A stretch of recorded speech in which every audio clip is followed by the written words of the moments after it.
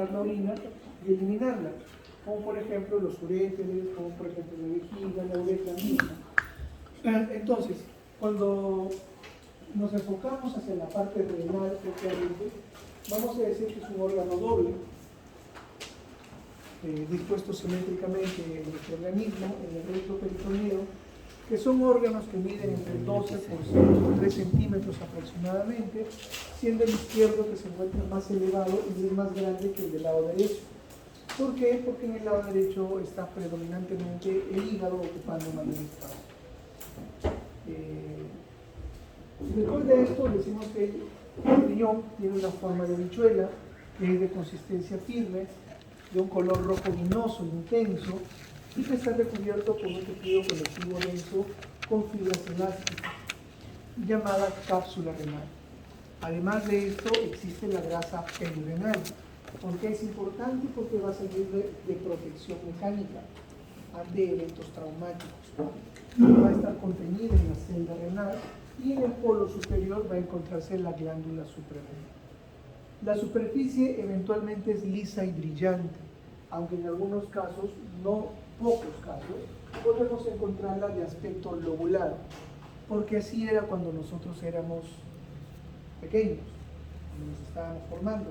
El riñón presentaba muchos lóbulos, ¿no? Pero conforme vamos desarrollándonos ya en la vida intrauterina, el riñón comienza a adoptar una forma muy homogénea, salvo la presencia de algunas estructuras como por ejemplo los famosos quistes, que no tienen mayor repercusión fisiológica y se tienen simplemente que observar en el tiempo, ¿no? Si comienzan a crecer o algo, se puede proceder a algo, si no, muchas personas ni siquiera saben que tienen un quiste porque son hallazgos incidentales y se mueren con su quiste ahí o con sus múltiples quistes sin haberlo sabido.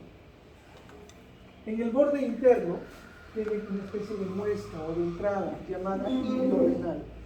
A nivel del hilio, que también está copado de grasa, se encuentran los principales vasos de entrada y de salida, la arteria renal, la vena renal, además de esta estructura que sirve para vaciar el contenido urinario y trasladarlo a la vejiga, como es el famoso uréter, además de terminaciones nerviosas. Cuando nosotros hacemos un corte, no se me han quedado unas llaves, plomo. Verifique si alguien ha encontrado algunas llaves. En ese corte, como si fuese un pan, abrimos y tenemos la parte interna. En la parte interna ustedes pueden visualizarla fácilmente. Hay una diferencia en coloración, ¿verdad? La periferia o la corteza es más pálida que la parte interna llamada negra. Entonces la parte externa, periférica, va a estar conformada por estructuras histológicas muy determinantes como son los corpúsculos renales y además los túbulos contorneales. Eso es lo que vamos a encontrar propiamente a nivel de corteza y es lo que lo va a diferenciar de la médula. En la médula solamente vamos a encontrar túbulos, no vamos a encontrar corpúsculos renales. Es una estructura propia de la corteza renal.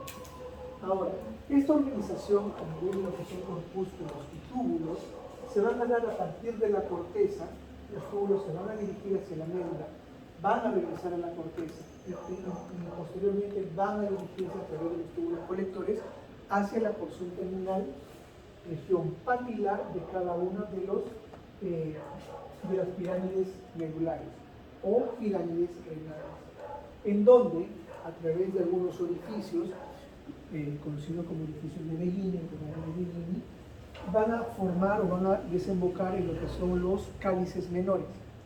Estos cálices menores se van a organizar, van a unirse a otros cálices menores y van a llegar, digamos, a conformar los cálices mayores. Y estos cálices mayores, a su vez, van a desembocar en una estructura llamada, ¿cómo se llama esta estructura? ¿Cómo? Pelvis renal, que es una especie de embudo, ¿no? Que después se reduce en diámetro y conforma la porción final de esta secuencia llamada uretra, que es la que va a trasladar la orina, llevarla al lugar donde se almacena, que es la vejiga, y posteriormente ser eliminada a través de la uretra. ¿Correcto? Entonces, en todo ese recorrido anatómico tiene mucha relevancia el aspecto histológico. porque como veremos, los cambios mínimos que pueden haber en la conformación histológica van a determinar muchos cambios fisiológicos. La cápsula, tejido conectivo denso y regular, con fibras elásticas, rotacionales celulares y músculo liso. Y en el seno renal, esta zona que está llena de grasa, justamente, proveniente de lo que es el hilo renal, ¿no? El seno renal es la cavidad formada por el hilo renal, en donde vamos a encontrar nosotros, por ejemplo, la pelvis renal, que se va a continuar con lo que es el ureter. En lo que es la médula, tenemos nosotros la presencia de esta estructura conocida como pirámide renal o pirámide medular. Cualquiera de los dos términos, para que no estén preguntando en el examen, cualquiera de los dos es válido, ¿correcto? Muy bien. Además, vamos a encontrar nosotros entre estas pirámides unos espacios columnares, ¿sí?, que provienen de la corteza. Ya le vamos a dar un nombre próximamente. Pero miren, ingresa este tejido de la corteza entre las pirámides. Ahora, estas pirámides tienen su base dirigida hacia la corteza y su ápice o punta dirigidos hacia la parte central o medular. Esa es la distribución que tienen estas pirámides. Entonces, el borde, digamos, que limita a lo que es la corteza con la pirámide, recibe el nombre de borde córtico-medular. ¿Qué más tenemos? Que hacia la punta, lo que es el vértice de esta pirámide, va a formar la famosa papila renal. Y esta papila renal se va a caracterizar por estar perforada básicamente o aperturada a través de un promedio de 20 conductos. ¿Cómo se llaman? Los conductos de Bellini, como les había señalado anteriormente. Estos conductos de Bellini van a dar lugar ¿a qué? A la conformación de los cálices menores. Estos cálices menores, en número de 2 o 3, se unen y van a dar lugar a los cálices mayores, que en número de 3 o 4 reunidos van a desembocar a nivel de la pelvis renal, que como les mencioné es como un embudo que va a dar lugar finalmente a lo que es el ureter. Y eso se viene acá. Y ahora, estas columnas que le mencionaba, que son dependientes de la corteza y que se meten entre una pirámide y otra, se llaman columnas corticales de Berti. Y ahí están señaladas. Bueno, ¿qué más tenemos? Que la porción de la corteza que recubre la base de la pirámide renal se llama arco cortical. Les había mencionado que embriológicamente nuestro riñón es lobulado, ¿sí? Y esa denominación nos queda en la práctica cuando denominamos que los riñones están formados por lóbulos que a su vez denotan la presencia de una zona cortical, corteza renal, y una zona medular representada por la punta de la pirámide renal. Eso es conocido como un lóbulo de riñón. La corteza en sí, ¿qué estructuras vamos a poder apreciar ahí? Fundamentalmente los corpúsculos renales, que es una estructura propia de la corteza renal. Después el laberinto cortical, que son básicamente la presencia de los túbulos contorneados, tanto el proximal como el distal. Y por último el rayo medular. El rayo medular son túbulos que provienen de la zona medular hacia la corteza renal. Vamos a ver y vamos a entender después por qué. Y esto es lo que vamos a apreciar. En la parte central, ¿no?, y alrededor, teniendo los corpúsculos renales, vamos a encontrar nosotros los rayos medulares.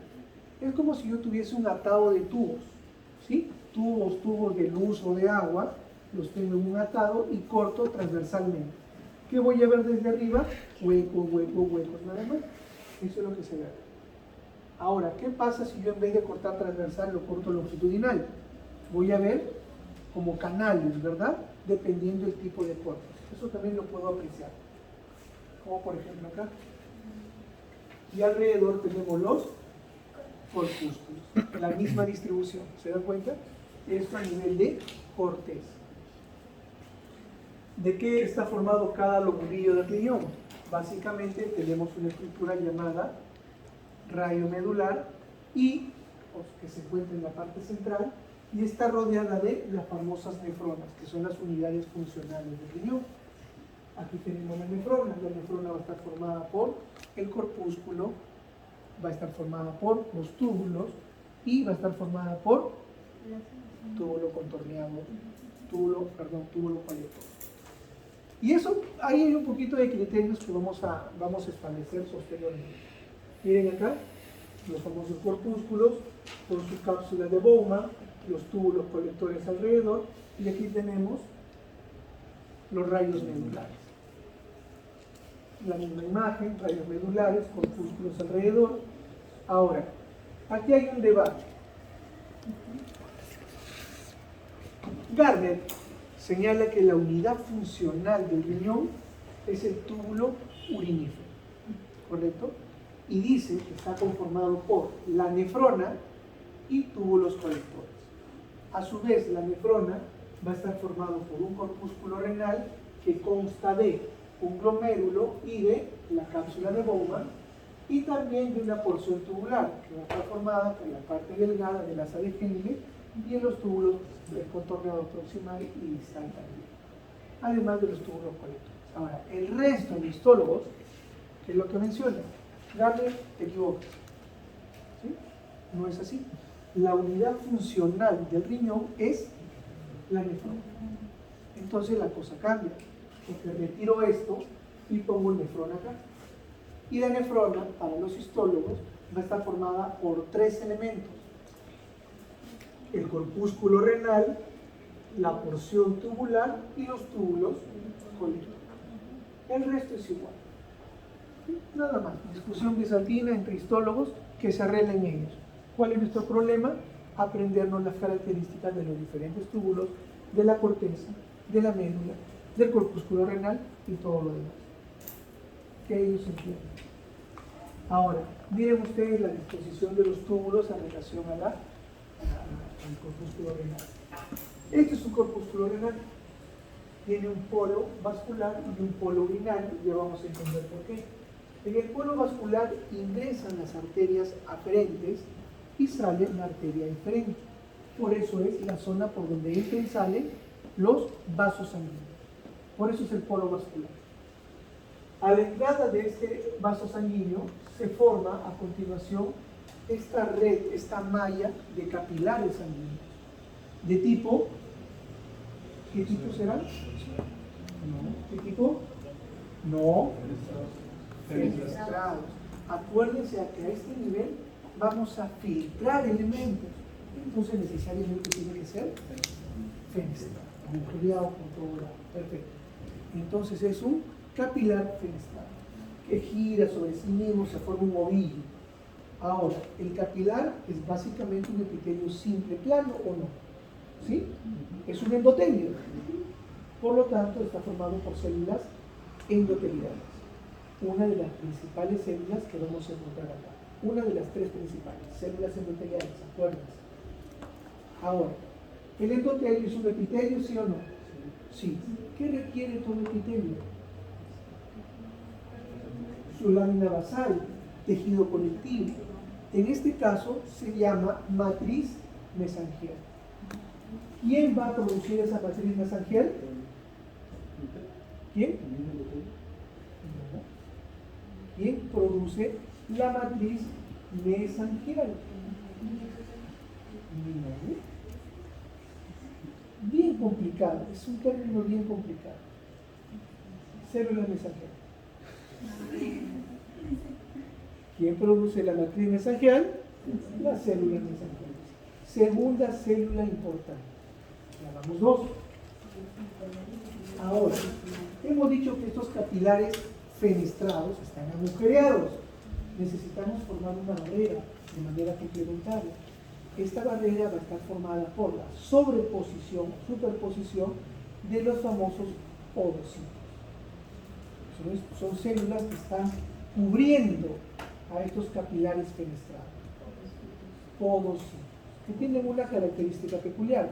Tienen ramificaciones primarias y ramificaciones secundarias, a manera de que fueran un gancho, ¿no? Esos ganchos que se ponen ustedes acá, que es como muelas, ya, así es más o menos el podocito. Lo van a ver, ¿ok? Podocito, de pie, podocito.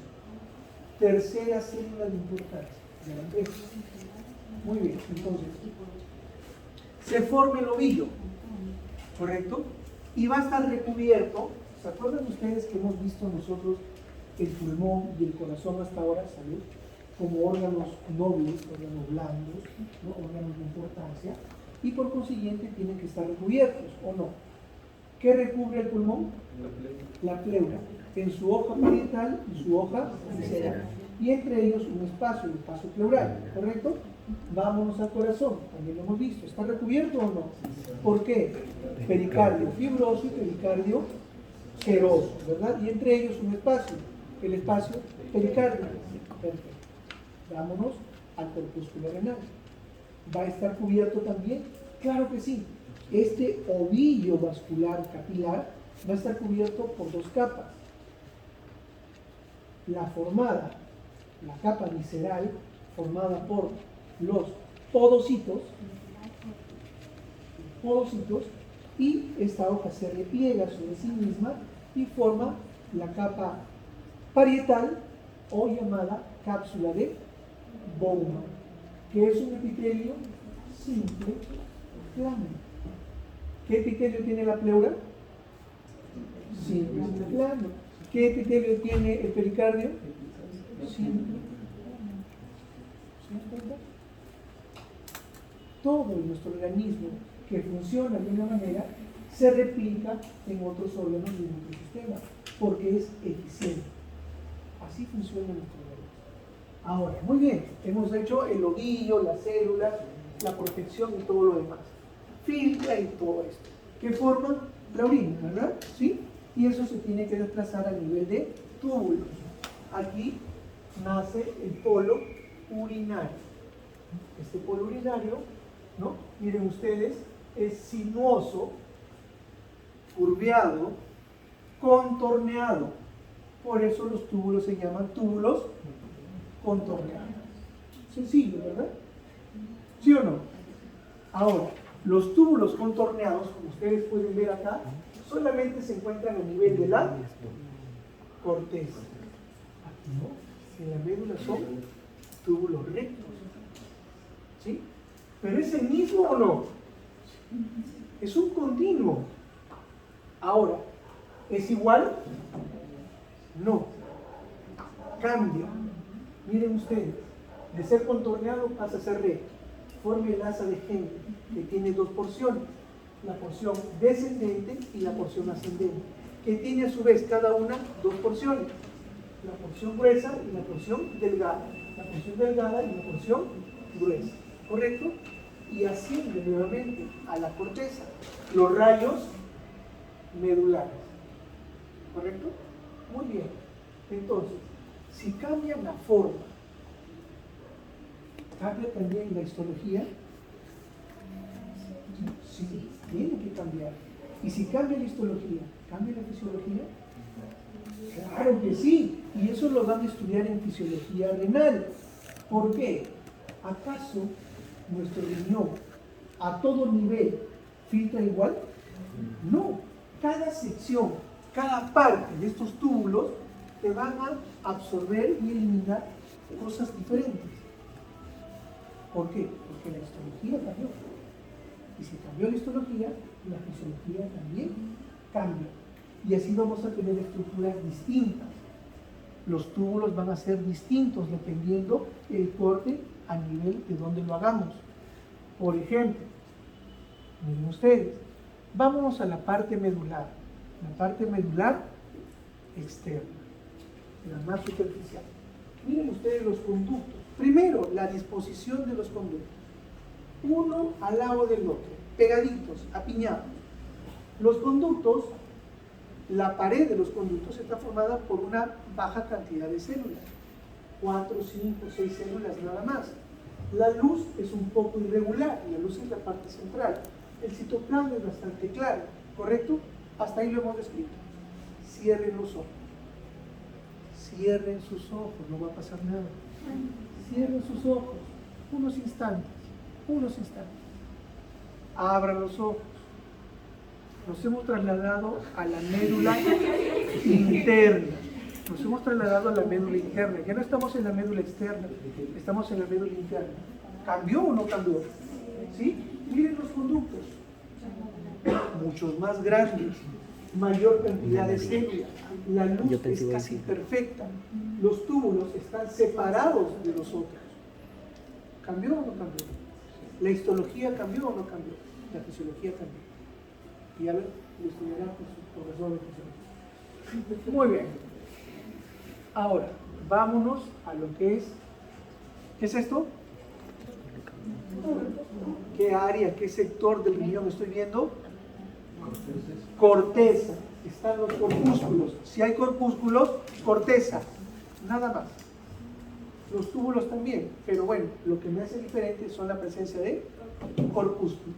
¿Qué es esto? Médula, porque no hay corpúsculos. Se acabó. Médula renal. ¿Sí? Es lo que me marca la diferencia. Es lo que yo debo aprender a reconocer. Vámonos ahora al corpúsculo renal. Ya hemos estado describiéndolo algo antes. Este es el corpúsculo renal, que va a estar formado ¿por qué?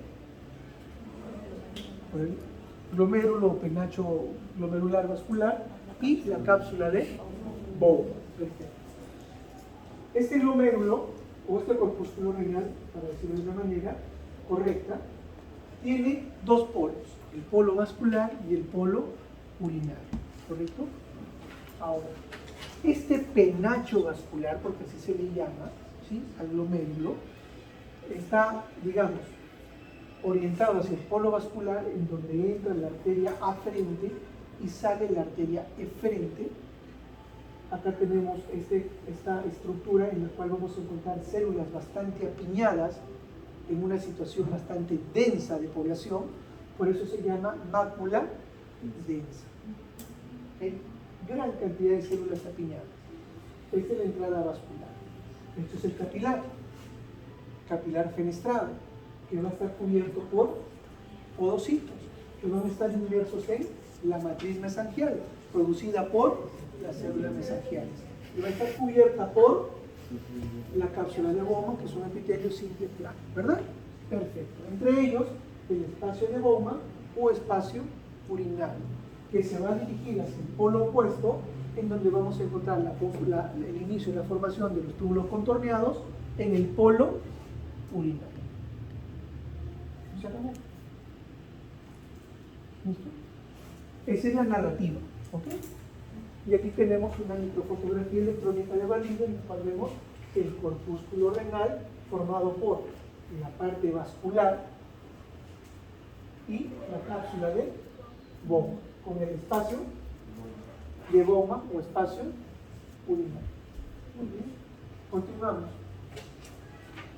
También conocido como el corpúsculo renal como corpúsculo de Malpighi. ¿Cómo se llama esta zona? Polo vascular. Aquí está la mácula densa. ¿Se dan cuenta que están las células pegaditas? Mácula densa. Densidad. ¿Correcto? Y aquí tenemos la conformación del polo urinario. Aquí vemos nosotros, se está formando el túbulo contorneado, ¿verdad? Y vamos a ver cuál es proximal, cuál es distal. Y aquí tenemos los famosos túbulos, tanto distales como proximales. Miren ahora, golpe de ojo nada más. No me digan si es proximal o distal, no me interesa. Este túbulo es similar a este túbulo, ¿sí? Sus características. Similar a este túbulo. Ahora, compárenlo con este túbulo. Compárenlo con este túbulo. Compárenlo con este túbulo. ¿Son similares? No, son diferentes. Y esas características me van a permitir a mí después determinar cuáles son proximales o cuáles son distales. Porque tienen características distintas. Muy bien. Realmente el ovillo glomerular, cápsula de Bowman, espacio urinario, polo vascular, acá no se ve el polo urinario, no aparece, y los diferentes túbulos contorneados, tanto proximales como distales. ¿Qué polo es este? estamos en el proceso. No se aprecia tampoco un polo urinario. Acá sí se aprecia todo lo que es el penacho o la red capilar. Y vamos a comenzar a identificar, por ejemplo, los porocitos. Vamos a identificar las células endoteliales de los capilares, las células mesangiales rodeados de matriz mesangial. Los tres tipos celulares importantes. ¿Hay más? Claro que sí. Las células de Lassi, por ejemplo, las juxtaglomerulares, que los iremos viendo posteriormente. Cápsula de Bowman, ¿no? Y estos son los túbulos, tanto contorneados proximales como distales. ¿Qué polo es este? Urinario, ¿verdad? Que se está formando el túbulo contorneado. Aquí el polo vascular, el glomérulo, la cápsula de Bowman y los túbulos contorneados alrededor. Polo urinario, acá no aparece el polo vascular. Túbulos contorneados, miren, estos son similares, este grupo de acá, pero estos son completamente distintos, ¿verdad?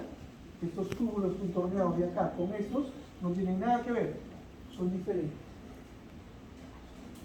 Y esto es esquemáticamente lo que debemos revisar. El polo vascular con la mácula densa, arteria aferente, arteria eferente, la red capilar formada por un epitelio simple plano, es decir, un endotelio que está tapizado internamente por porocitos que se encuentran inmersos en matriz mesangial producida por las células mesangiales y rodeados por un epitelio simple plano que corresponde a la cápsula de Bowman, la hoja parietal. Miren, esta misma hoja se repliega sobre sí misma y forma la hoja visceral de los porocitos. ¿Cómo se llama este espacio? Urinario o espacio de Bowman. Y hacia acá tenemos el polo urinario. Miren ustedes la célula, después veremos eso también. Polo vascular, polo urinario, y esto es el capilar fenestral, lleno de agujeros, perforado. ¿Qué le sumamos alrededor? Las células llamadas porocitos. Los porocitos que les he mencionado tienen una forma de gancho. ¿Se dan cuenta? Los cubren completamente, dejando algunos espacios por los cuales se van a filtrar algunos elementos. No todos, es bastante selectivo.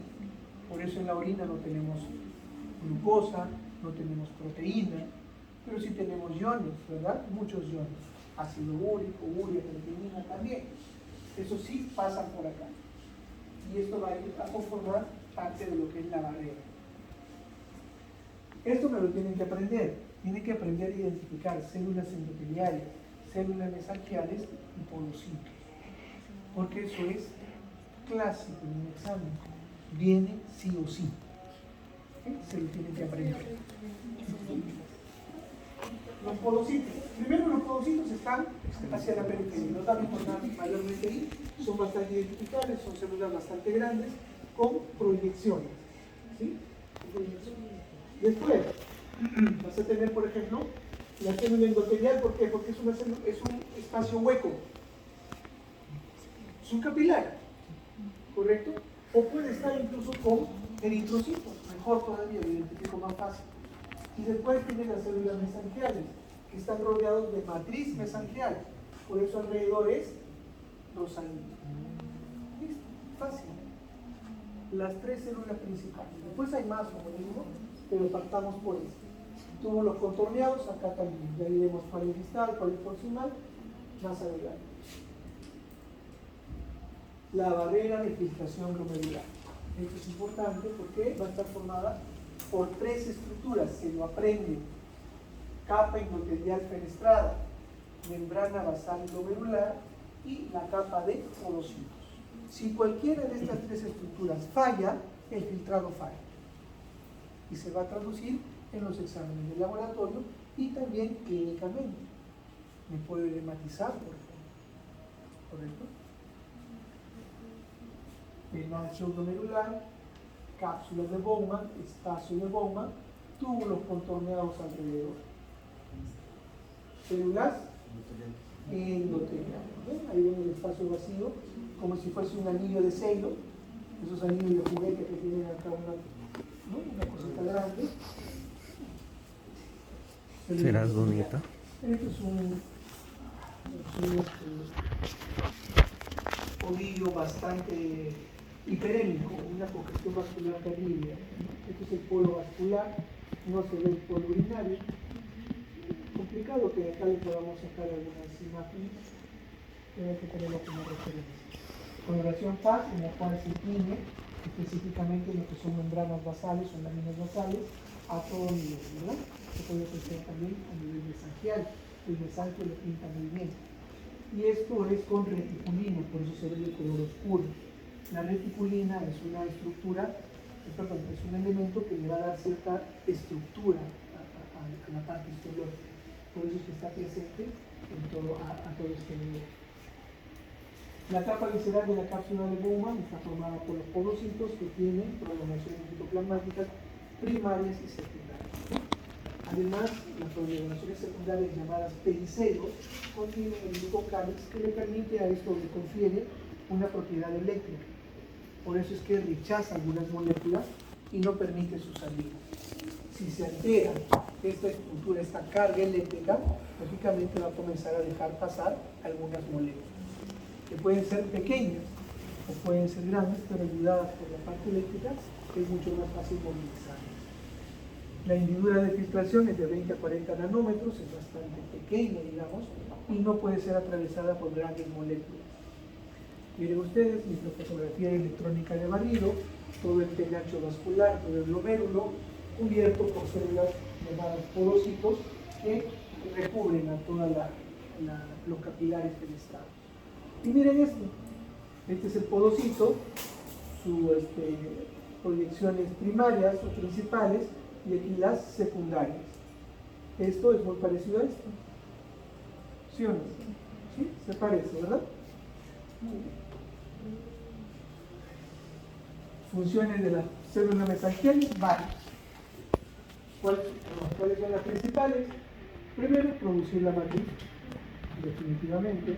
Segundo, actúa como fagocito, tiene que limpiar todas las zonas, se están muriendo, se están eliminando células, reabsorben láminas basales, presentan propiedad contráctil también, eso es muy importante, tiene receptores de angiotensina 2, por eso es que a nivel renal se maneja mucho lo que es presión arterial, ¿sí? Reacciona mucho a lo que es la presión arterial. Además de eso, y acá no aparece, pero sí en otros tipos celulares, tiene que ver con la producción de EPO, el eritropoyetina, que a su vez tiene que ver con la producción de glóbulos rojos, ¿sí? Estimulado por la hipoxia. Muy bien. Y el soporte físico. Aquí está el ovillo vascular recubierto por la cápsula de Bowman y por fuera tenemos los diferentes túbulos contorneados. Esto sería el celular. Celular. Es un epitelio simple plano de qué? De la cápsula de Bowman. Cápsula de Bowman.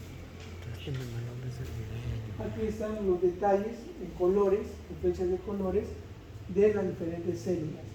Se lo aprenden, por favor, porque eso viene de todas maneras en el examen. No esta imagen, obviamente esta, sino otras similares que les voy a pasar para que ustedes puedan practicar de conocerlas, porque, como les digo, es clásico en el examen, ¿no? Porque no pueden ir practicando lógicamente, se dan un tipo de imagen. Polo. ¿Qué polo es este? ¿Por qué? La maculadense está acá, miren. ¿Sí? Correcto. Penacho vascular, cápsula de Bowman, espacio de Bowman, túbulos colectores. Y aquí tienen también otros tipos celulares, como les estaba mencionando, las células yuxtaglomerulares y las células de Glass. Ya veremos después cuáles son sus funciones. Aquí practican un poco, mácula densa, polo urinario, polo vascular, que son células endoteliales, células podocitas, los podocitos, etc. Acá célula el epitelio simple plano de la cápsula de Bowman. Polo urinario, miren ustedes las células del tubo contorneado, el penacho vascular, el espacio de Bowman, y tenemos aquí la cápsula de Bowman teñido por lo que es la reticulina. Nuevamente una célula mesanquial, miren la célula mesanquial, rodeados de mesanquio, metidos en el mesanquio, fácil de conocer, ¿no? El espacio de Bowman, cápsula de Bowman, etc. Es la misma imagen que habíamos visto anteriormente, solo se ha cambiado, está también ya lo hemos visualizado. La misma, espacio urinario, espacio vascular o polo vascular, polo urinario, el espacio capsular, los povocitos, la cápsula de Bowman y alrededor los túbulos contorneados. Y eso es todo allí. Vamos